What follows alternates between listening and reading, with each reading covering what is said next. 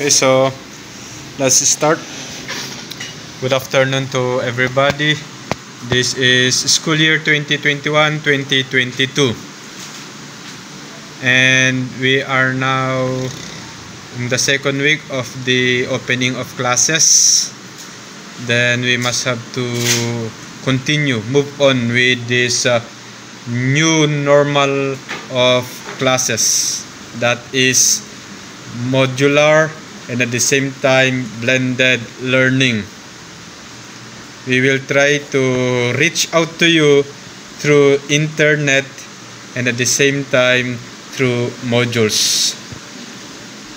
So to start with, directly from our title course, Introduction to the Philosophy of the Human Person, it underscore here the word philosophy. And when the word philosophy, let's try to stop and then we will admit others.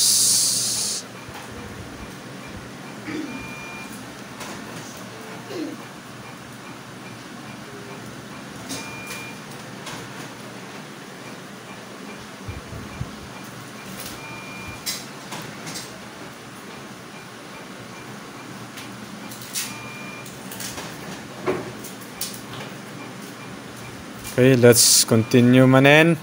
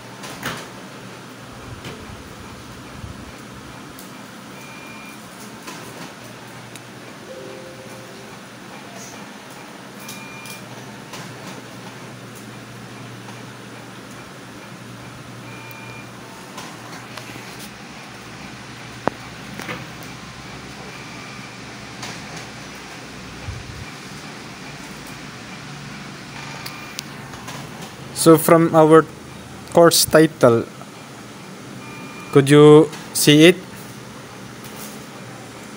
Nakikita nyo? Ha?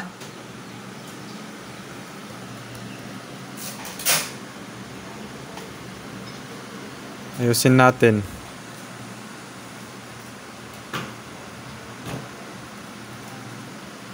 Okay.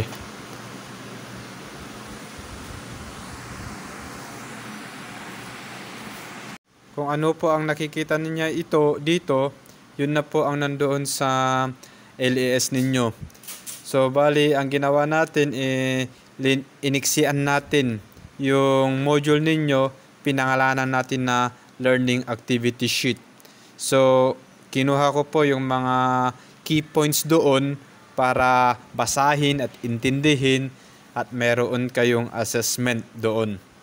So paalala lang po na ang ating assessment ay isusulat natin sa 1/4 sheet kasi ABC lamang, true or false lamang ang isasagot ninyo doon. Hindi na natin kailangan ng malalaking papel.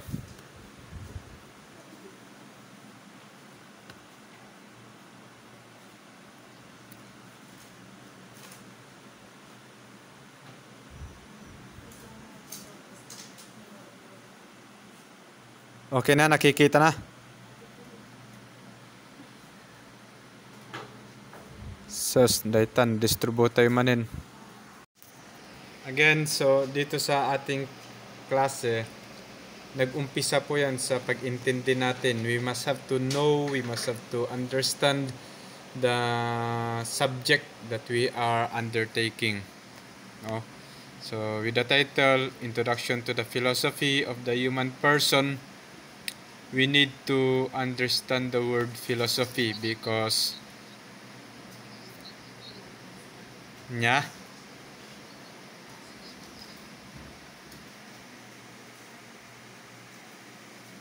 sa iba han nga makitkitan.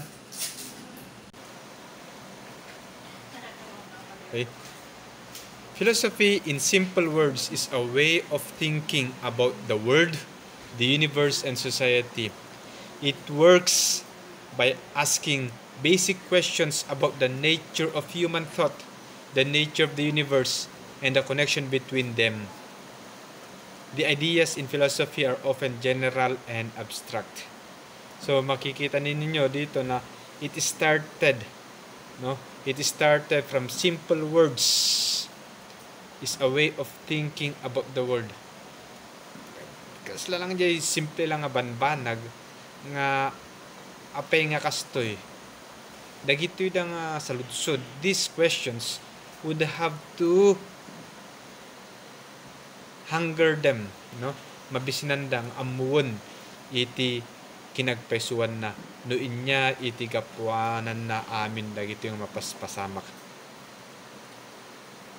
It works by asking basic questions about the nature of human thought. Hanlang nga dyan universe, hanlang nga dyan society, hanlang nga dyan world, no di kat patimit lang iti katatao tayo.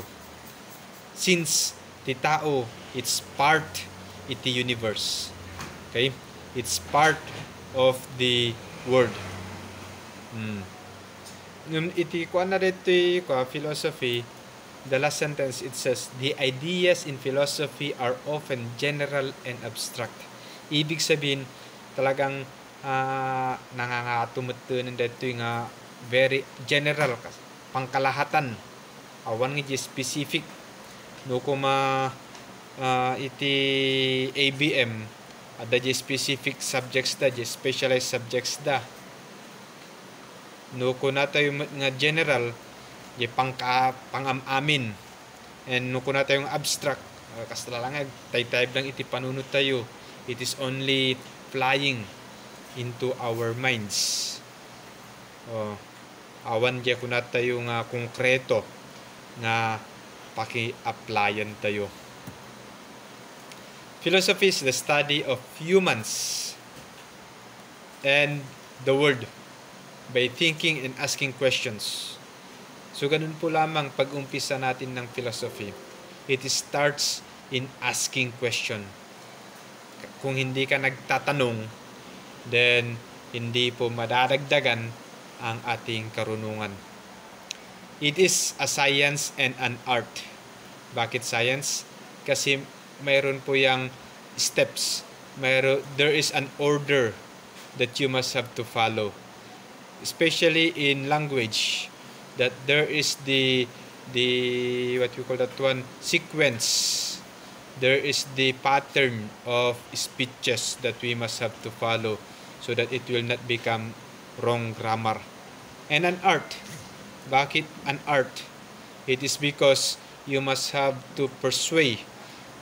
You must have to be artistic in the delivery, in the expression of the thoughts that you have in mind through the words that you will have to utter or you will have to develop later on.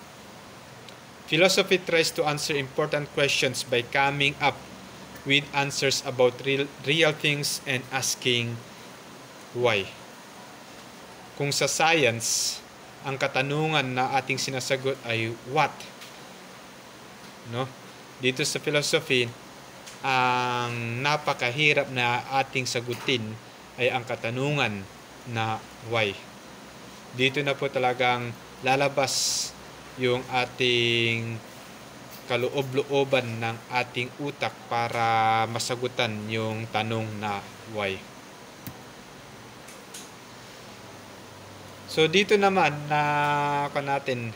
makikita nyo dito yung tinatawag natin na mga kilalang ancient Greek philosophers na kung saan sila yung nag-umpisa ng tinatawag natin na pag-iisip. Okay? Makikita nyo rin na sila ay hindi eksaktong mga philosophers, kundi mayroon din silang iba't ibang larangan. They have different specializations. For example, number 1 there is Pythagoras. And Pythagoras is most popular to mathematicians kasi siya rin ay mathematician na kung saan mayroon siyang na iambag sa larangan ng mathematics, yung tinatawag natin na Pythagorean theorem. Siya po ay nabuhay noong 570 BCE to 495 BCE. Bakit pababa ang kanilang taon? 570 to 495. Practically because we are in a time meridian. Ibig sabihin yan, nag-umpis sila sa malaking numero and then papunta sa 0. And then sa kasalukuyan, panahon natin ngayon, from 0 then going to bigger number. Okay? So, iyan po ang kanilang panahon. Pangalawa, si Heraclitus. Okay? Si Heraclitus. Sino si Heraclitus?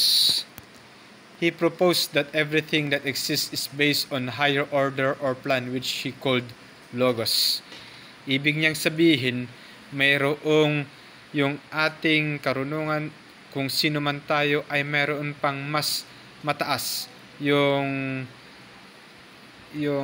kaslang ada tinanggap po ng tayam amin nga isu iti ng plano, isu iti ng aramid iti amin kanya tayo, which Heraclitus mentioned logos. Han na nga imbaga nga God, but he called it logos. For ancient philosophers, logos ket han na nga kayat nga ibaga nga ket God dito, but logos is super natural, beyond human imagination. Okay? That is what they term it. Han kayo nga mapukaw dito no logos nga kunada nga iket supernatural. Okay? But it is not God that they are mentioning here. Okay? Next, ni Democritus. From 460 BCE to 370 BC, he devoted himself to the study of the causes of natural phenomena. Ibig sabihin niyan, si Democritus, siya po yung talagang nag-isip. Bakit? Yung tanong niya is, why is this, yung mga pangyayaring nagaganap sa mundong ito, ano ba ang pinagmulan niya? The causes of natural phenomena. Nya ba iti gapuna, iti lagiti dam amin nga mapaspasamak. Ket dita nagrugi metenen iti pag-philosophize na. Diya pa padparakkel na wenno pa naka muli na iti kinalaing namet.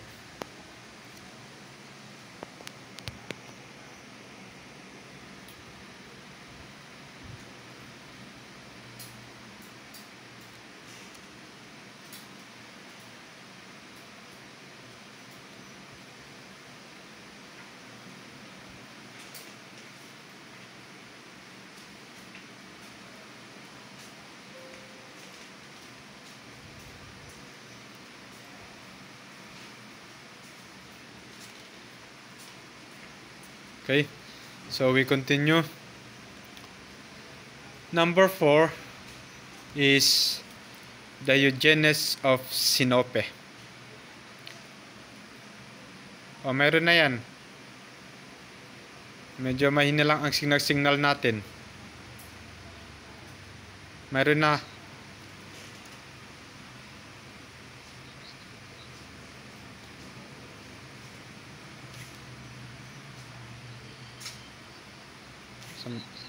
Okay, sandali lang.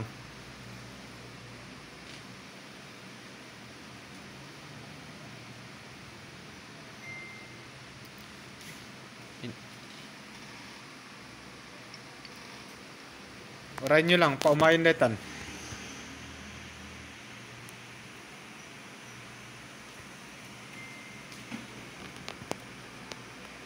Okay.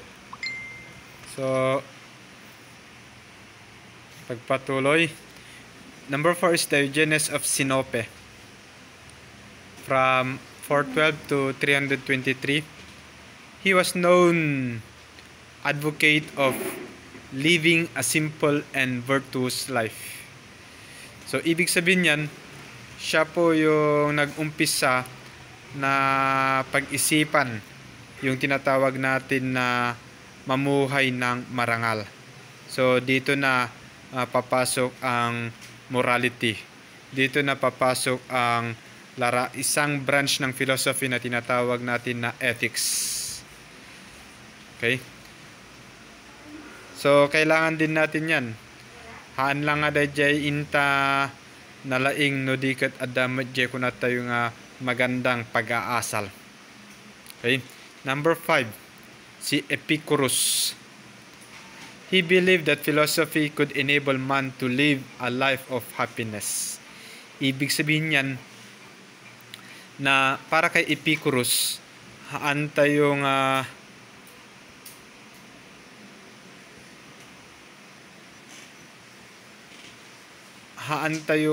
agbiabiyag iti kina-stress iti panagbiag.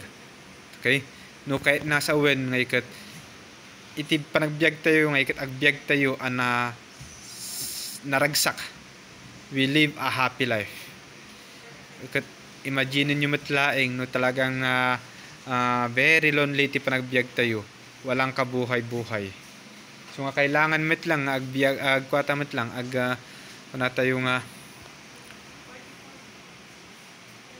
kuna tayo nga agbiag tayo iti kinasayaat kan kinaimbag tapno ada nga naragsak tayo,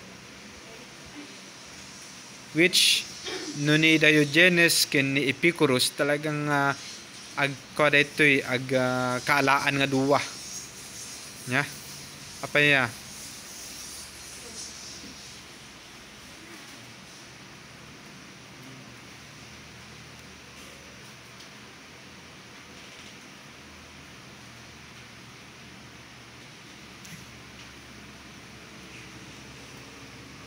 Hintayin nyo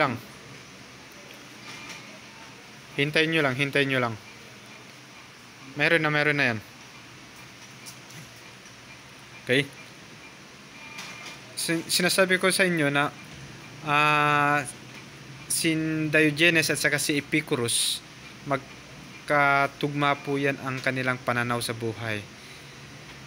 Na kung saan, kung ikaw ay namumuhay ng simple na pamumuhay, marangal na pamumuhay, and then ikaw ay namumuhay na masaya, kita met lang iti daddo mga tattao nga adda kanyada iti sanikwa ken kitaan nyo iti estilo iti panagbiabiyag da ken adda nga ta iti ragsak iti kunatayo nga true happiness nga inda magunod. Awan met talaga nga ancient Greek philosophers ket makita tayo iti kunatayo nga kina wisdom da iti talaga nga panagbiag ken iti panagpanpanunod. Number 6, Socrates. He was considered the foremost philosopher of ancient times. He was credited with formulating the Socratic method. Mamaya po yan ipapaliwanag natin yung Socratic method. Ang ibig lang sabihin ng Socratic method, ito po ay yung tinatawag natin na question and answer portion. Agsaludsud ka tapno babay iti panagsaludsud mo nga iket umadadupay iti income maadadal wenno maamuan. Kita no mapukaw ka iti mapukaw ka if you will be lost in the road and if you will not ask question. Kas ano ka nga ta, how would you go back to your home? So you need to ask question. Socratic method means of examining a topic by devising a series of questions that let the learner examine and analyze his knowledge and views regarding the topic. And this is the style of Socrates. Kaslamat lang ang ag-eskwela iso, nagpapa-eskwela iso na. Ngem ijay open under the tree, basta ijay iti kuana classroom na. And then agsaludsud iso na. No sinong batam, if you answer his question, then he keeps on asking question. Ingganan to awan iti makasaludsud mettenen. Ingganan to nga kunatayon ay daytoy sa mutin ti end nga sungbat when no answer iti question na. Okay? So iyan po ang kagandahan ni Socrates. Next. Sumunod kay Socrates si Plato. Okay? Si Socrates wala po siyang naisulat na libro. Okay? At ang pamumuhay ni Socrates ay namuhay ng marangal na kung iyon ay naisulat ni Diogenes. Kahit pa man sa kahuli-hulihan ng kanyang sandaling ng buhay niya, talaga nga tinagdaran na no inya ti insursuro na metlaeng iti estudyante na. Tani Socrates nga ikat natay isu na babayan iti hemlock poison. He was put into jail without any haan nga nakonfeso na. He did not undergo the judge. No inya ba ti basol na. Tati accusation kanya na iti papabasol da kanya na nga ikat corrupting the minds of the children, of the youth. Tati pagarup dagitoy da nga leaders nga ikat isu na ni Socrates nga ikat kasla nga mangirugrugi iti revolt against the leaders during his time. Kat dayjay iti gapuanan na nga apanda tiniliw isu na kat inkulong isu na. And then kada umay nga bumisita dagay da officers ket saludsuden da.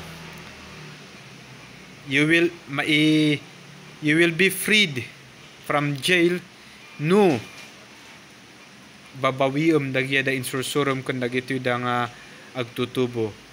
You will be freed from jail if you will have to retract, if you will have to kunatayo nga bawiom dagyeda insursurum kun dagitoy da nga ubing ni Socrates nga ikat badi nakayat isu nga naikukulong latta isu na inggana natay. Tagamin iti kada panagbisitan iti officers apan da injekan isu na iti hemlock poison. Iti hemlock poison nga ikat may sa daytoy nga flower nga no diay juice na ket apan mo sipsipin talaga nga ma-poison kamit. Sandali lang po at meron pang nagpapadmit sa oras na ito.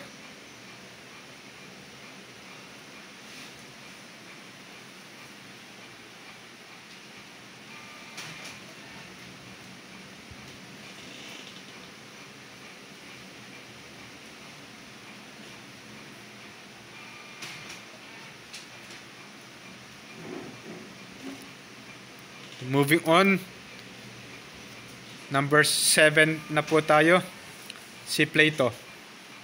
Siya po ay estudyante ni Socrates. Siya po ang nagsusulat kung ano ang sinasabi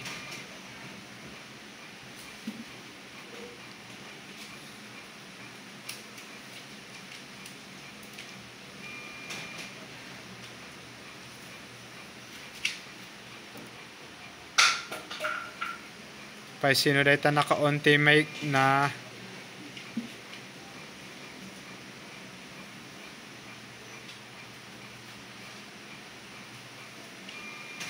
Kate.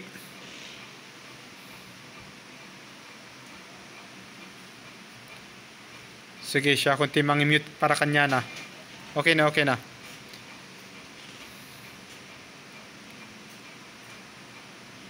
$55 pa rin.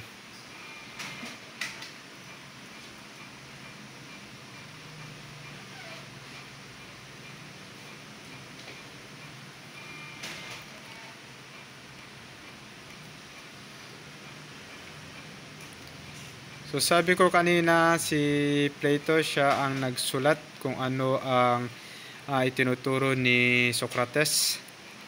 Kaya karamihan yung sulat ni Plato ay hango kay Socrates. Okay? A student of Socrates, he wrote down his mentor's teaching and incorporated some of his own ideas into them. So yan po ang ginawa ni Plato. Pinag-combine na jay sursuro ni Socrates nga teacher na kundi jamat lang kapanunutan na. Plato's most significant ideas included his theory of forms, which proposes that everything that exists is based on an idea or template that can only be perceived in the mind. Ibig sabihin nito yung theory of forms. Ano kunata yung tao, adan iti tao in the mind. It's already perceived in the mind. Adaritan iti kapanunutan iti tao.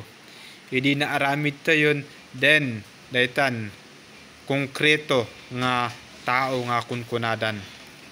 Kaslangan ni actualize dayjay kuna tayo nga tao idi adameten nga naramid iti tao.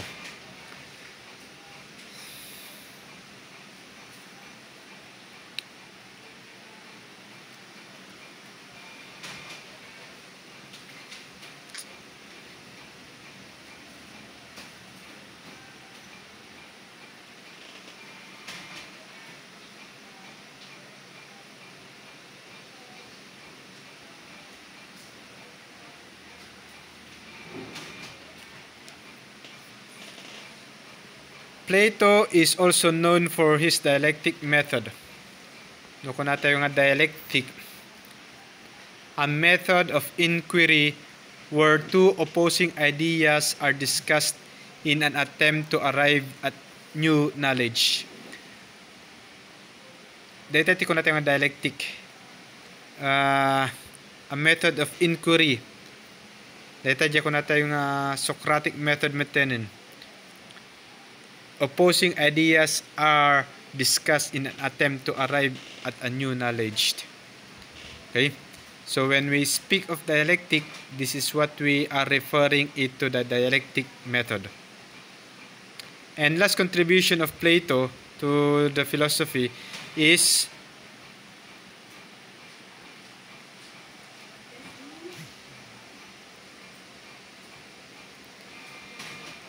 Plato's lasting contribution to learning was his founding of the Academy, an institution of higher learning. Isu na metenen iti nang ipatagder iti eskwelahan. Ngem iti kunana idi nga iket academy. Okay? Iti term da idi nga iket academy kaslamat lang dagito da eskwelahan kunata yung colleges idi. Okay? Formal education metenen iti na i-contribute na. Ket isu na nga one of the teachers iti dayta nga academy nga inpatagder na. Dayta nga eskwelahan nga inpatagder na. And ti makiwalo nga ancient Greek philosophers ket ni Aristotle.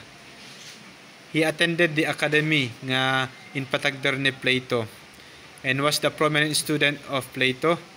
For him, all ideas and views are based on perception and our reality. So ibig sabihin para kay Plato dapat nga iti panunutem nga iket maisabay iti realidad nga makitkitam. So ibig sabihin yan adda dayto nga kunata yung sense and perception. Usarum iti amin nga five senses mo ken dayto nga kapanunutam. No kunada nga sweet, that is perception. No nya ti sweet usarum dayta sense mo, sense of taste. Okay? His studies in logic led to the formulation of a formal process of analyzing reasoning which give rise to deductive reasoning. Daytan. Okay? Iti may sa mga naitulong ni Aristotle nga daytoy panag-formulate na iti logic. Dayto nga jay kasla talagang ada iti pattern na iti panagrasrason tayo. Nga masapol nga agkakatugmada haan nga dayjay nga kumpormidita. Inya ti deductive reasoning, the process by which specific statements are analyzed to reach a conclusion or generalization. In chapter 2, makakuha tayo dito yung deductive and inductive. Ito dyan, ipakaawat ko to in that chapter 2. Okay? Now, let's proceed to lesson 1.1. The distinction. Wino ko na tayong differences of holistic and partial thinking. What is holistic thinking? Refers to a perspective that considers large-scale patterns in system. Nalawa iti panagpanpanit mo dito, kunana. Holistic. Broad. Okay? Deta dyan ko na tayo kasla nga ocean iti panagpanpanunot mo. Okay? And kung na tayo matenen, a holistic perspective requires an individual to have an open mindset and ability to get the general sense or impression regarding situation. Since nga very wide dito, very broad, kat iti may nga tao kailangan na matenen nga isu na timang accumulate, isu na timang urnong no inya ba iti kunata yung general wino may nga impression iti dayta nga napakalawlawa nga pagpanpanunutan. Okay? Iti kabaliktaran iti holistic thinking jaykat kunata yung partial thinking. Okay? Kasla ko malang imagine nyo iti blackboard wino iti green board. Wino iti chalkboard. Han nga blackboard tahan nga napinturan iti black. Kat pininturan dati green. So ako natin yung green board. Ngam ti proper term na nga ikat chalkboard. No nangi tuldok ka lang wino ko natin nga nagsurat ka iti tuldok iti nakalawlawa nga chalk iti nakalawlawa nga chalkboard. Dayjay nga tuldok jay makun ko natin yung partial. Dayjay buo nga chalkboard isuti ko na tayo nga holistic thinking. Winusaan nga ikat ag-imagine kalata mga lakati papel mo, coupon ban, and then nyamanin ituldok mo lang dayta nga ballpen mo ijating nga winudya igid. Dayta ti pagsabalyan iti holistic kan iti ko na tayo nga partial. Okay? The partial view is an important component of analytical thinking, as an individual focuses on certain areas or aspect of a problem in order to understand it. So, nung nakadado ti problema, ti partial thinking ko na jay, ag-focus ka lang iti maysa pay laing. Ag-concentrate ka pa lang iti maysa. Iti nakadado nga module nga aramidin nyo tatan. Nya iti aramidin mo tan, ag-focus ka pa lang iti maysa. That is why iti Tuesday afternoon kud isu iti nakaset nga para iti philosophy. Tapno imay-mesam iti kapanunutam iti dati nga subject. Nabigat sa balin tumanen. Kasta iti ko natin nga partial thinking. Inalam iti module mo nakadado nga modules, nakapuspuskol nga module. Na? Kati kailangan meter nga i-focus mo. One module or one subject after the other. Kasta ti aramiden tayo, tapnohan tayo unay nga madadawal iti kapanunutan. Okay. Data ti lesson 1.1. Additional pay, tapno maawatan iti holistic. The term holistic thinking refers to a big picture mentality in which a person recognizes the interconnectedness of various elements that form larger system patterns and objects. Imagine mo lang data bagim. Data is holistic. No? Apaya. Data nga bagim, it is composed, interconnected. Nag-combine iti na duma-duma nga systems. Na duma-duma nga parts of your body. Thinking holistically is the opposite of analyzing something, which involves breaking down a larger system into its details. Matay ka, pandachachap-chapan iti bagim. Data iti ko na tayo nga partial.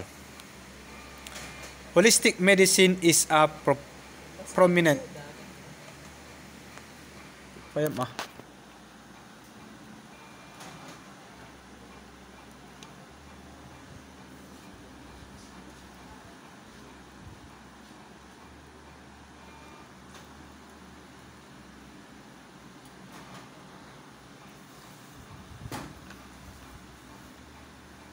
Holistic medicine is a prominent example of holistic thinking. Ibig sabihin yan, a medical professional who believes in holistic care considers the relationship between the mind, body, and spirit. For example, holistic doctors don't just provide patient with medication.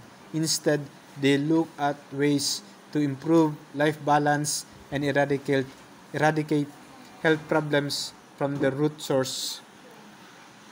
Okay? Daitan examples na iti partial and holistic no inya ti pangi-applyan tayo ti bagi tayo ken iti biag tayo. Ngem inya application na ti holistic ken partial iti philosophy. In philosophy, point of view describes the perception of an event or phenomena and how exactly it is viewed. Point of view often is shaped by an individual's belief or experiences.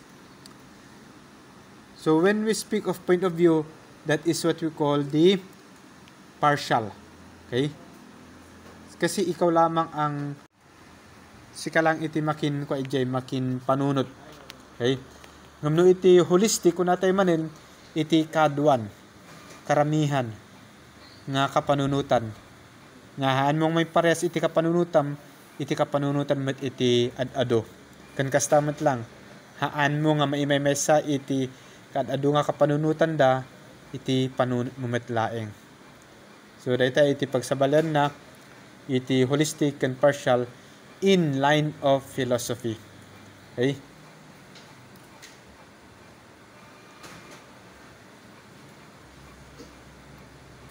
Why do we philosophize?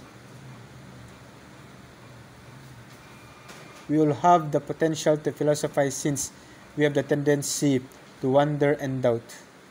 Ibig sabihin yan, nagsisimula tayong mag-philosophize dahil lamang dito sa dalawang salita, wonder and doubt. Kung meron kang pagdududa, dyan ka nag-uumpisang mag-philosophize, mag-isip-isip. No? Nagmumuni-muni ka, that is wondering, that is philosophizing. Okay? Para mas maliwanagan tayo dito sa philosophizing, ganito po nag-umpisa ang philosophizing. Okay? Mauna si Plato. Plato traced man's need to philosophize to his sense of wonder. When we are confronted with an experience, we always wonder how it came about. So, para kay Plato, nag-umpisa siyang mag-philosophize noong meron siyang experience siyang nangyari sa buhay niya. At dito sa experience niya, doon na siya nagsimulang mag-isip-isip, magmuni-muni, and then nagtatanong sa kanyang sarili at sinasagot niya rin kung ano ang mga kasagutan dito sa kanyang mga katanungan sa buhay. So, tandaan ninyo, experience, isa dyan. Apay nga napasamak dito yung kanyak. Apay nga natumba iti panagmotor ko, panagdrive ko ti motor. Ijekan nga agpanunot nga kunana, dagitoy dati sa lunsod, dagitoy dati sungbat. May aplikar mo dita iti partial kun iti holistic point of view. Iti may kadua, French philosopher nga ni René Descartes trace the need to philosophize to doubt. Okay? Ni René Descartes ket isuna iti nangi yun una iti kunatayo nga panagduda iti panagbiag. Kas iti arguments na gamin ket ada kanya na nga nagduda iti bado na inya ti suti bado na ngem sa pa iti panagduda na panagduwa-duwa na iti katatao na ijay met nga agpanpanunot isuna. Ijay nga naging aware isuna. Iti panagduwa-duwa na ket ijay nga nagpanpanunot metenen. Ijay metenen nga na nabangon iti senses na nga dagitoy gayam. Sa pagdududa niya in doubting, then he realized aware isuna metenen iti baginan. And then iti pagiging aware na nga ikat adda gaya magpanpanunot isuna. That is why iti famous nga quotation ni Rene Descartes iti kunatayo sa uda ket kunana cogito ergo sum. Nya kahit nga sa una jay cogito ergo sum.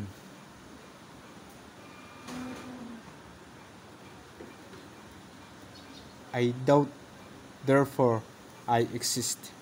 Kunana dayjay iti English. Dayta. Nagdoubt isuna, jay na nga na-realize nga agbiabiyag isuna that he's still living. Number 3, Swiss-German philosopher Karl Jaspers saw the need to philosophize because of experience. Para kini Karl Jaspers, these experiences limit situation. Yeah. So iti kaslang nang limita iti aramid tayo ngem ito'y metlaeng nga panpanunot isuna. Kaslamat lang kanya tayo itatang pandemya. Nalimitaduhan tayo ti aramidin tayo itatang pandemya. Hantay unay makagaragaraw. Ngem bayad iti panag-quarantine tayo, wenno panagyan tayo iti balay, then we started to ask question for ourselves. Dito ang panag-question mo, nagita dang experiensyam, kadayta timang pakita nga adda pa lang agtultuloy iti panag-philosophize iti tattao, panagpanpanunot iti tattao. The need to philosophize is driven by the love for wisdom. Iti gagar mo nga ag-adal ket dayto yun ag-philosophize kan. Okay? You keep on asking question, you keep on answering your own question. Ket dita ka nga lumawlawa iti panag-ammom panag-adal mo iti kabebiyag. Okay?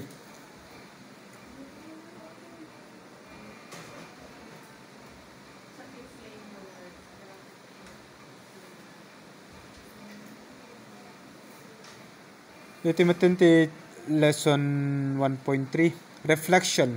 Okay? Iti ko agamin when ngagpeso na pa nagararamid ko iti reflection yu iti ka grade 7 to grade 11 ngem ti may dagdag tayo dito yung ikat philosophical reflections. Isu nga iti kada dawat ko kanya yung reflections, it must be philosophical reflections. Ibig sabihin talagang in-depth no nauneg nga panagpanpanunot tayo metenen. Jehaan laeng nga kunatayo nga narabaw nga panag-awat tayo iti mapaspasamak. No diket inya iti gapuanan na no inya iti rason na iti dagitoy da nga mapaspasamak metlaeng. So dagitoy na iti key points iti panag-reflect tayo. Reflection requires a person to be willing to examine one's thoughts, feelings, and actions and to learn more about one's life and experiences. No dati napasamak kanyam, ita kang ag-reflect, inya ti bagbaga na dayta nga nangyari kanyam iti kabiyabiyag mo iti katataong.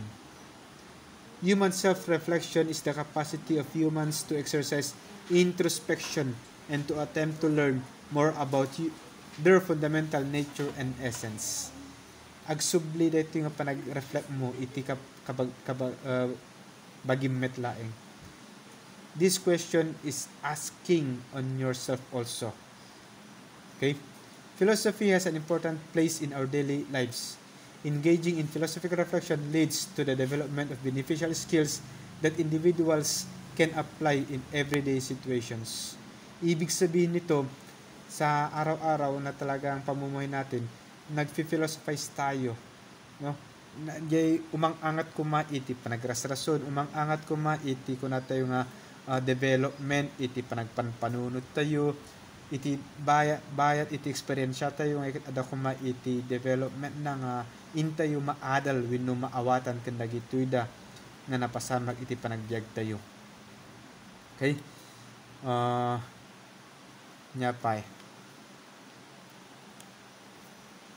Reflection is vital in ensuring that our actions and decisions are well thought out and are done with due regard for their implications and consequences on ourselves, others, and our surroundings. It reflects nga iti kun natin lang reflection tayo hanlang nga para kanyang matlaing data. Iti pasamak iti panagbiag mo maapektuhan matlaing pati matlaing iti aglawlaw iti surroundings mo, no? Apektaran na matlang amin.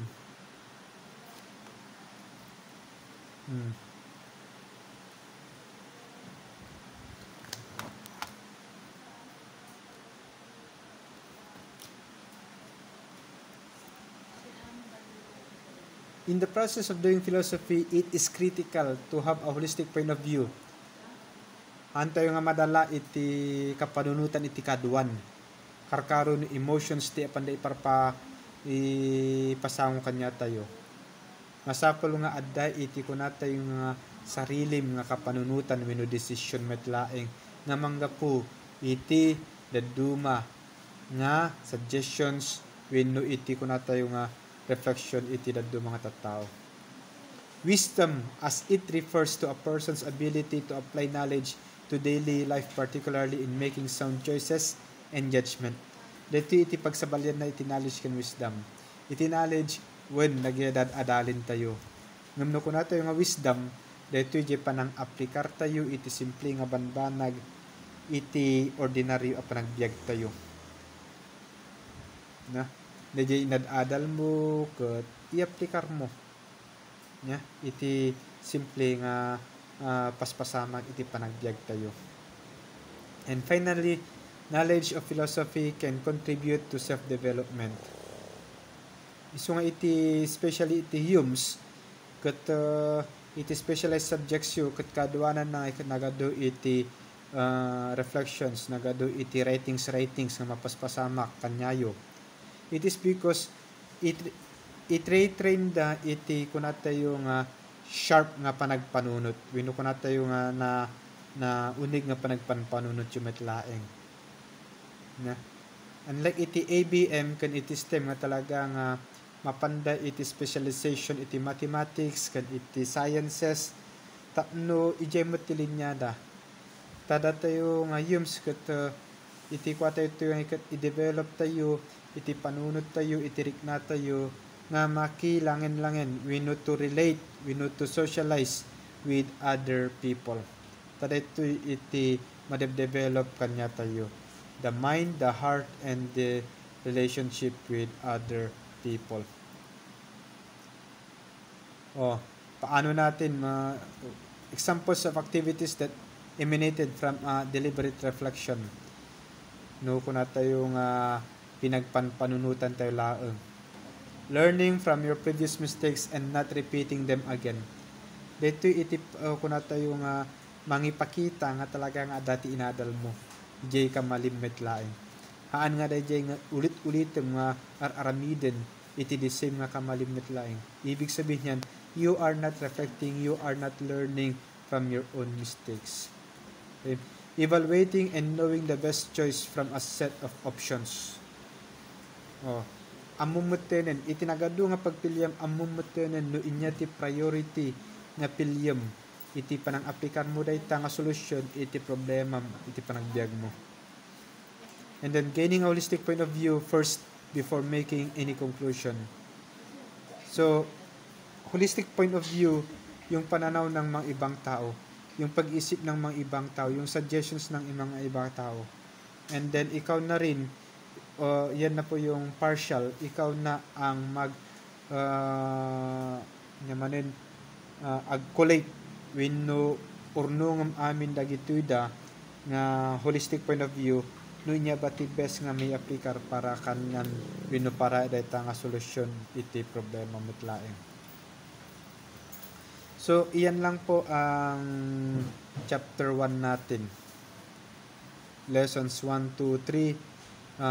Ito lang po yung mga importante. These are the important topic